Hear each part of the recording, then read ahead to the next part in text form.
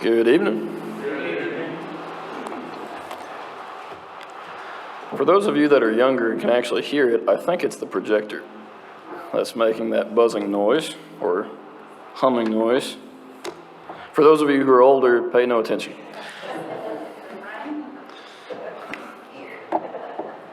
All right.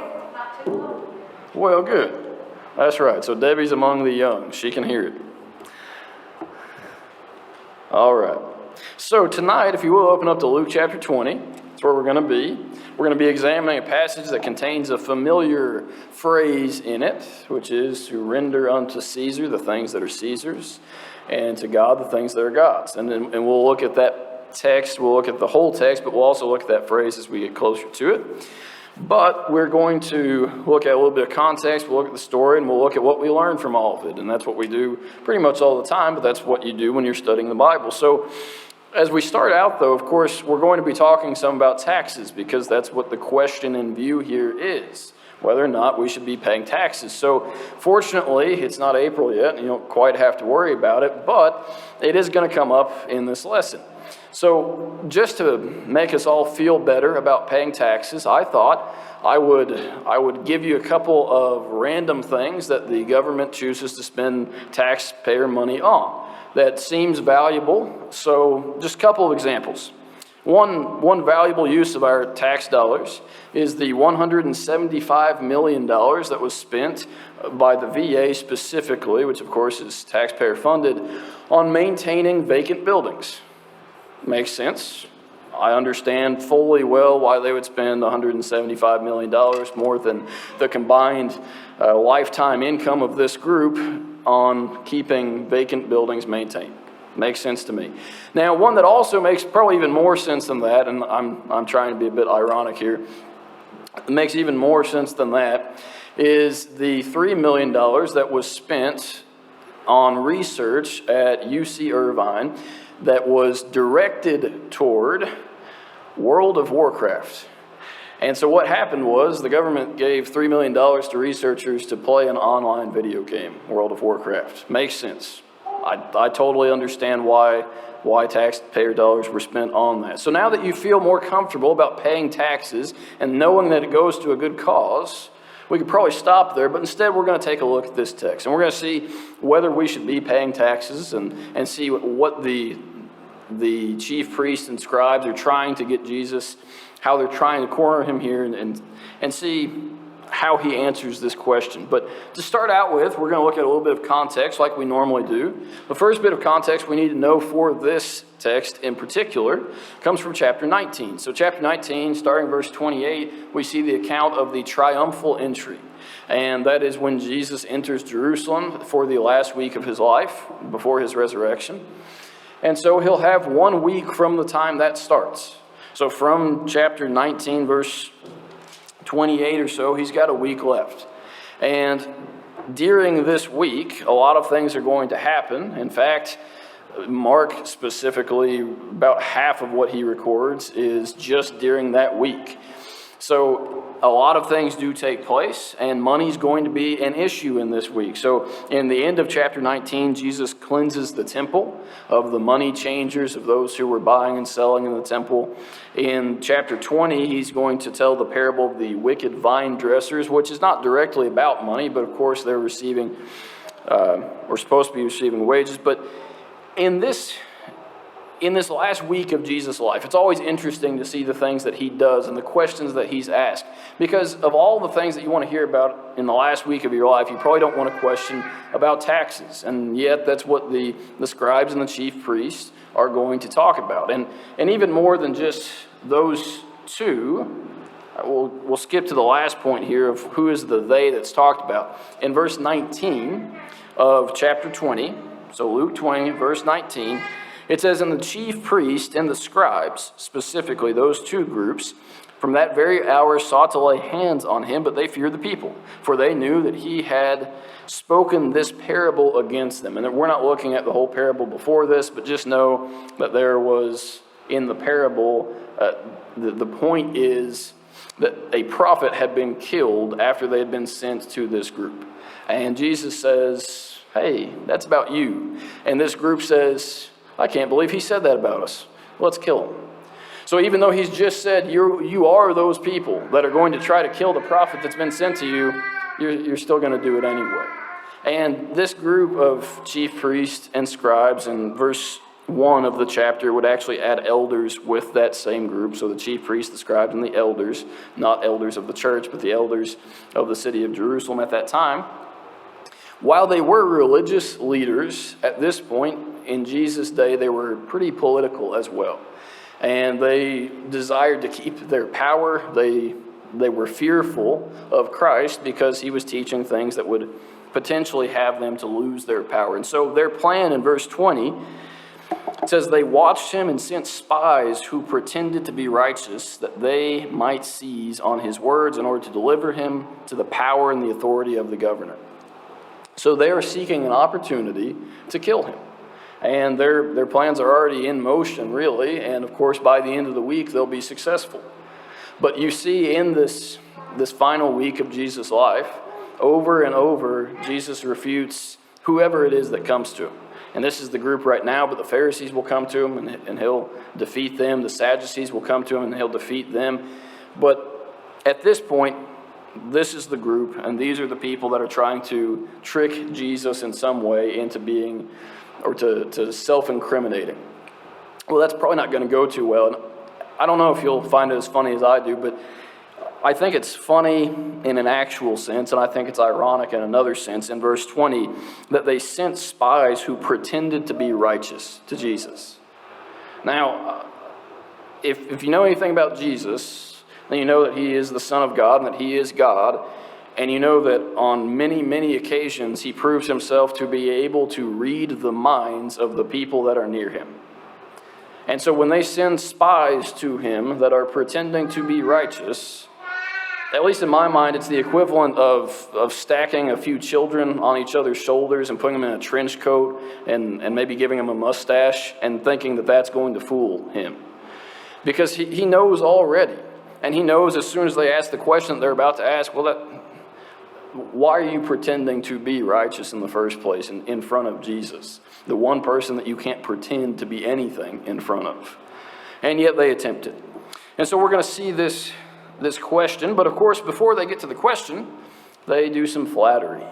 So in verse 21, it says, then they asked him, saying, of course, they didn't actually ask him anything yet, but they say, Teacher, we know that you say and teach rightly, and you do not show personal favoritism, but you teach the way of God in truth. Now, if that were true, if they actually believed that, they wouldn't be trying to test him at all.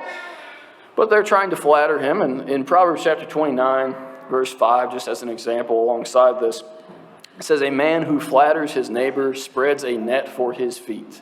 As in, if somebody's saying a whole bunch of nice stuff about you, you should probably reach for your pocketbook before they do. They're trying to do something to you, or they're trying to get something from you. And the chief priests and scribes are just acting out this verse from Proverbs. So they try to flatter Jesus a little bit. Of course, he sees through it anyway. And then they ask their question. Is it lawful to pay taxes to Caesar or not? And that's their big play here. And that seems like a straightforward enough question. Is it lawful to pay taxes to Caesar? Now, first, let's establish one part of the question. Is it lawful to pay taxes? Are they meaning according to the Roman law? No, they don't really care about Roman law. Of course, Roman law says you have to pay taxes to the Roman government. But they're asking, according to the Mosaic law, is it lawful to pay taxes to Caesar? Okay. Well, again, that seems like a decent question. But what's their objective here? Well, their purpose behind this is twofold, or at least they think that they have Jesus in this split where if he chooses the one way, he's going to lose, and if he chooses the other way, he's going to lose. So what if Jesus says that it is lawful, that according to the Mosaic law, it's okay and you should pay taxes? What happens then? Well, in theory, the people are going to they'll think less of Jesus. Maybe he'll lose popularity with the people because the people don't like the Romans, and they certainly don't like paying taxes to the Romans, who they view as an oppressive government over them and as foreigners. And so if Jesus says, yes, it's lawful to pay taxes then he'll lose popularity with the people. Also, there are a lot of rabbis at this time teaching the opposite, saying that it is unlawful to pay taxes. Well, then he's going to be in disagreement with other teachers, and then again may lose some following because of that. So at best, or at least, they're hoping that he will lose popularity. But if he answers in the opposite, and he says it is in fact unlawful, it's not lawful according to the Mosaic law to pay taxes, well, then they get to drag him to Pilate a few days early. They get to take him before the governor and say, hey, this guy says that we're not supposed to pay taxes to you. Well, then he would be thrown into prison. So they think, at least, that they've got Jesus one way or the other. And so he calls them out on this, on their craftiness. Verse 23. And craftiness there sounds almost complimentary, but the word can be translated different ways, but it can be translated properly as false wisdom, and it implies that there's some falsehood to what's being said. So it's not as if he's saying, oh, you guys are actually quite clever. He's saying, why are you trying to deceive me in this? And he asks that question, why do you test me? Or why do you tempt me? And so their wisdom is basically their own wisdom, saying, well, this is a pretty good plan, don't you think? We'll try this out, see if this works. Well, it's not going to work too well. But Jesus' response to this is an object lesson of sorts. He asked for a coin to be shown to him. And the coins of that day are not too different from the ones we have today. In fact, coinage has been very, very similar for a very long time. So there would be a face on it, and there would be a name on it, and sometimes a year, and usually the title, the full title of the emperor, not just Caesar. But on the coin that's held up, a denarius specifically, it has the image of Caesar, and it has the name of Caesar. Well, no surprise. And if you open your wallet today, if you happen to have any money in it at least, then you're going to find a similar idea. Now, we don't change our money based on every single leader that changes in the country. Instead, we've decided, well, it's going to be cheaper and easier if we just use the same person on each bill, and we don't change it every time there's a new election. But at this time, they would. And every time the new emperor came into power, they would start to mint their own coins. And they would take the coins that were in circulation, they would smelt those down, and restamp them with their own face because they're kind of vain. So today, though, we see the same thing. If you pull out a dollar bill, you'll see a representative leader of the United States from some point in history, and you'll see the name, the United States of America, on that piece of money. And so we can apply this principle pretty well, and we understand this. But then his point with this, and this is where this phrase comes in, is to render unto Caesar the things that are Caesar's. In some sense, at least, the money that is produced both then and even now is not really our money. And I'm not trying to make a political point here, but I'm saying who printed the money? Well, the U.S. Treasury prints the money. And who has the right to change that money, to destroy that money, to do whatever they want with that money? Well, the U.S. Treasury. Now, people own the value that they create, and that's a little bit different. But as far as the paper or the coins go, well, in a sense, they are the property of the government that created them. And probably all the more so when it was the Roman Empire, because the emperor personally owned everything about the government. And so he would own the coins in a sense as well. And so Jesus says, well, who produced the money? Well, the Roman government. Well, who kind of owns the money? Well, the Roman government. Well, then it's a non-issue, right?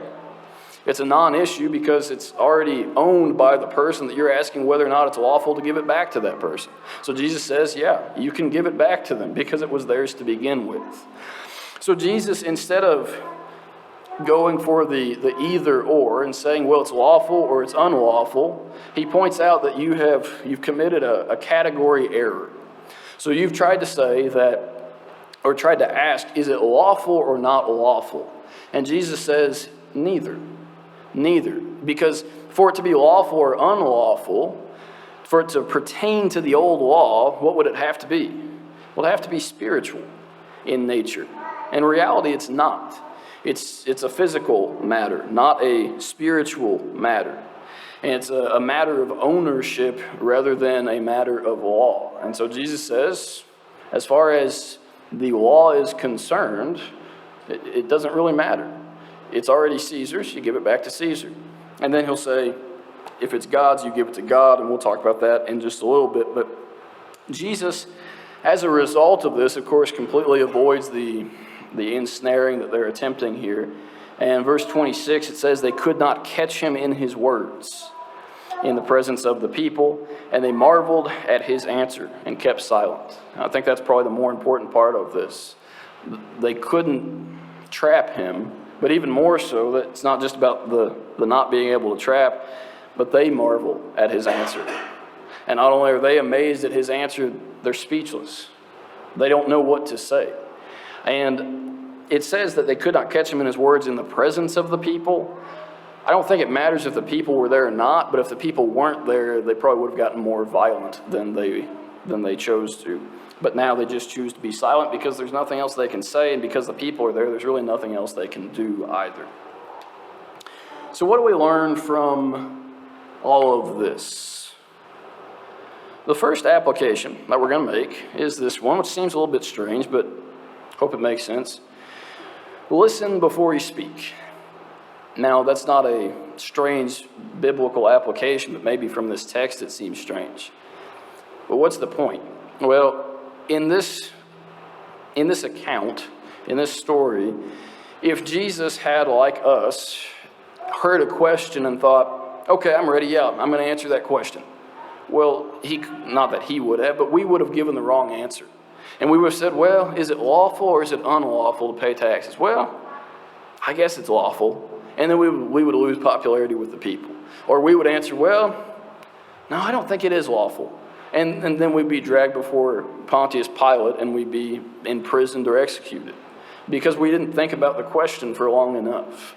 But when Jesus looks at this question, he gives himself enough time or enough space to say, okay, well, what's the real question here? If the question is about the law, then this is not a matter of law. And again, they've made a category error. You can't say that, you can't ask a question about law when this doesn't pertain to the law. It's not an issue of whether or not it is legal. It'd be kind of like saying, I'm wearing a red tie right now. It'd be like someone asking, is it lawful to wear a red tie or is it unlawful? Well, why does that matter? Jesus points out that the question itself is wrong rather than answering a wrong question. And we can get ourselves caught up in this plenty if we don't take time to listen to what the question actually is. You know, a lot of times we fight against arguments that are not good arguments, but we fight against them because we don't take the time to break down what's actually being said. Maybe as another example, if this helps at all, I could make a case. I wouldn't because I don't believe it in the first place. It's not true. But I could make a pretty good case that the early church was communist in their teachings. Well, how could I do that? Well, if you look in Acts chapter 2, they met in house to house and they sold their possessions and they gave to those who were in need as they had need. So they took from those who had and gave to those who did not. Okay, communism, right? And I can make a case for that. I could probably preach a 25-minute sermon on that. And it could sound pretty good. And at the same time, is it true? Well, no, it's not. But if we don't stop long enough to break down the argument and say, well, there's something wrong with the argument itself, then we're going to be answering the wrong question or defending against the wrong question. By the way, just as the answer to that, a simple answer to that, there's a lot to it. It says in Acts chapter 2 that they sold their possessions. Well, what's the difference between that and communism? In communism, the state takes your possessions and redistributes rather than you being the one to choose to do that. But my point is, if you don't listen to the question first, if you don't examine the question first, then you're going to be left in a difficult position that Christ could have been in, but instead he says, well, your question is what's wrong. Not one of the choices, but the question itself. So listen before you speak. And of course, we see that principle throughout the Bible. So then the big question is this: is it lawful to pay taxes? As much as I don't necessarily like to say it, the answer is yes. And I think that should be obvious enough. But the answer is yes. Well, how do I know that? Well, there are different places we can go to, but of course this has to be one of them. Jesus says, render unto Caesar what is Caesar's. Render unto the government what is the government's. That's the first example that we have here. We can also look at Jesus whenever he is asked why his disciples don't pay the tax, and then he has Peter go and catch a fish, and in the fish there are 2 coins in its mouth, and they pay the tax that way. That's an example, but the better text probably to turn to is in Romans chapter 13, which is on the screen for us. So verse 6 says, "For because of this you also pay taxes, for they," in context, the government, "for they are God's ministers, attending continually to this very thing. Render therefore to all their due. Taxes to whom taxes are due, custom to whom customs, fear to whom fear, honor to whom honor." So, if you owe taxes, what do? Well, according to Paul here, you pay your taxes. Okay, makes sense. So, is it lawful to pay taxes? Yes. But one of the biggest arguments that's made against paying taxes is this question. Doesn't the government sometimes do one of 2 categories of things? Don't they sometimes do things that are kind of dumb with taxes? And don't they sometimes do things that are downright immoral with taxes? Yes and yes. That's why I gave the examples at the beginning, because there are some things that just don't make a whole lot of sense that the government spends money on. And that's bad enough, but then you can go farther than that, and you can say, well, what if the government is giving money to an organization that helps people get abortions? Well, that's a problem, and that's not great. So does that mean that we cannot pay taxes because of the spending of the government on things that we disagree with, or even that the Bible disagrees with?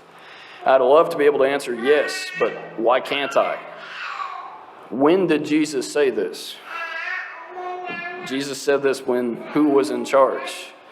When the Roman government was in charge, when Caesar was in charge. And he says, render unto Caesar the things that are Caesar's.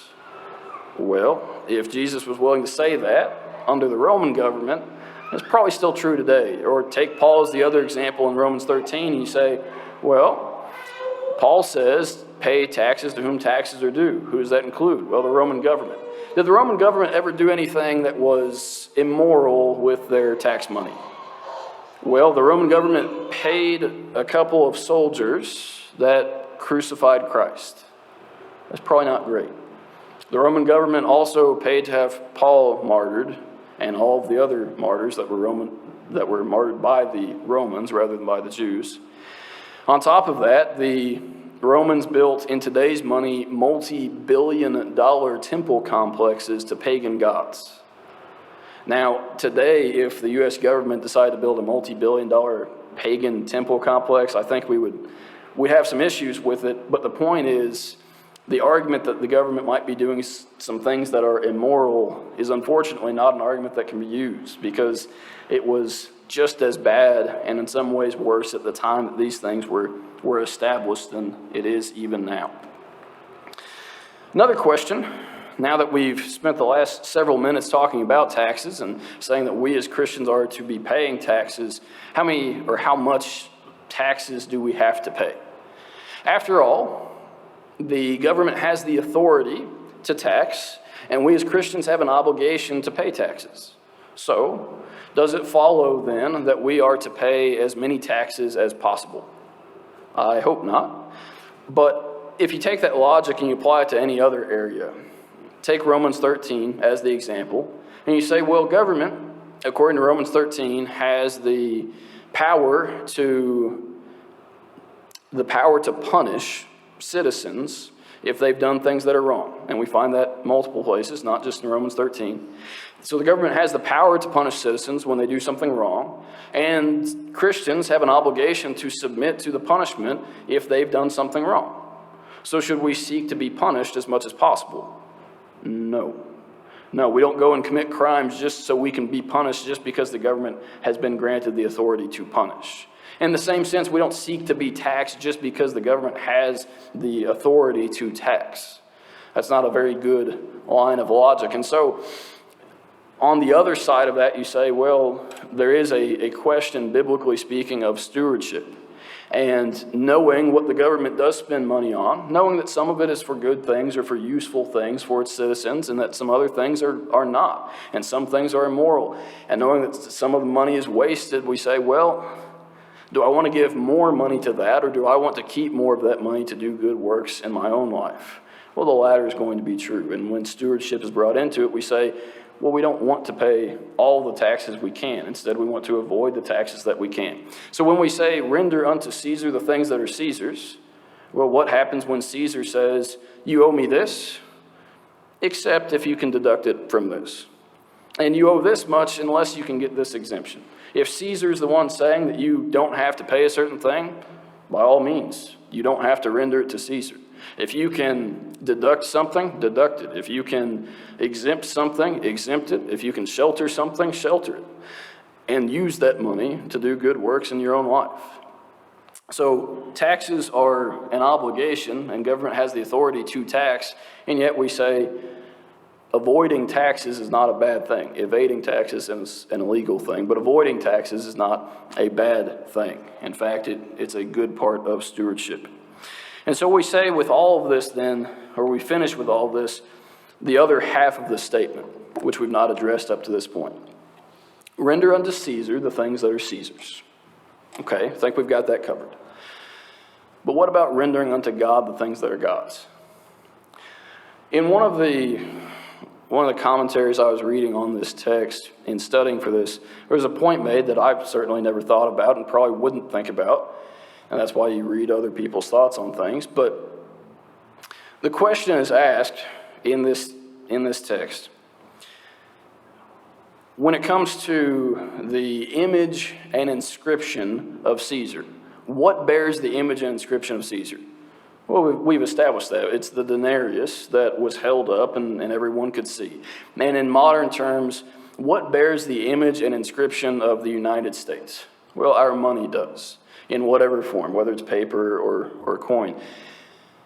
But then the question comes to this, and we say, render unto God the things that are God's. What does that mean? And what does that apply to?